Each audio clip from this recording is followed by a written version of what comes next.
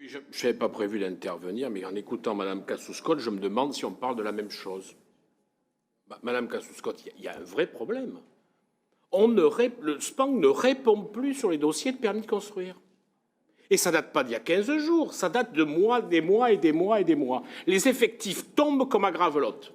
-1, -2, -3. Voilà.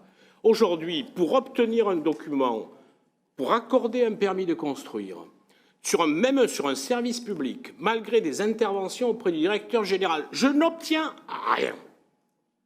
Il s'agit simplement, je tiens à vous le dire, de faire venir un cabinet médical qui se trouve entre un collège et un lycée. Il se trouve que l'endroit n'est pas desservi par le réseau d'assainissement. Je n'arrive pas à avoir de réponse. Et la dernière réponse qu'on me dit, on va certainement changer le règlement. Mais moi, ce n'est pas le change de règlement qui a besoin, ce n'est pas une délibération du Conseil, c'est faire en sorte. Imaginez-vous 2 secondes, vous êtes une élue municipale, Madame Cassou-Scott. Imaginez-vous qu'on répond aux parents d'élèves, il nous manque du personnel pour servir à la cantine le midi, vous repasserez dans 15 jours pour manger. On trouve le personnel pour le mettre, on trouve des solutions parmi les autres agents de la collectivité.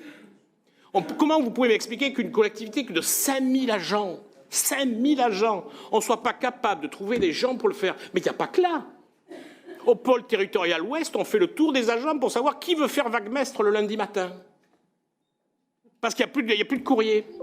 Et je pourrais multiplier ainsi les faits qui manquent. Notre collectivité, je vous l'ai dit, il y a 2 conseils, n'attire plus. Nous ne sommes plus attractifs, y compris pour les habitants, peut-être un jour, mais y compris pour les agents. Il faut peut-être se poser la question, pourquoi nous ne sommes plus attractifs? Pourquoi? Ce n'est pas un problème d'argent, au SPANC.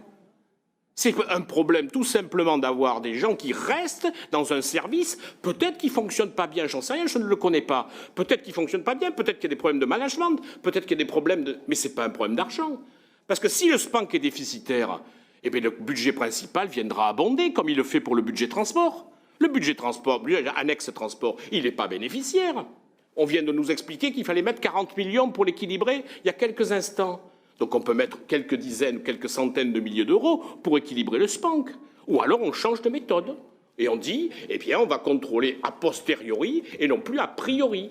Sauf que moi, je ne peux pas signer un permis de construire pour faire venir un cabinet médical à un moment où il manque des médecins. Alors je réponds quoi? On attend quand? Comment? Et la pauvre agent, elle y est pour rien. Hein. La pauvre, elle passe sa vie à répondre au téléphone des 28 communes qui l'engueulent tous les jours parce qu'elle ne peut pas répondre.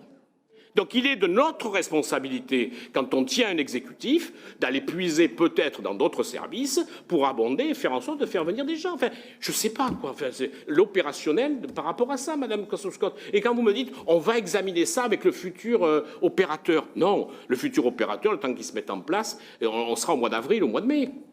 Et ce n'est pas ça la réponse qu'on attend de vous. C'est comment, demain matin, on peut signer des permis de construire pour pouvoir faire en sorte que l'activité se fasse.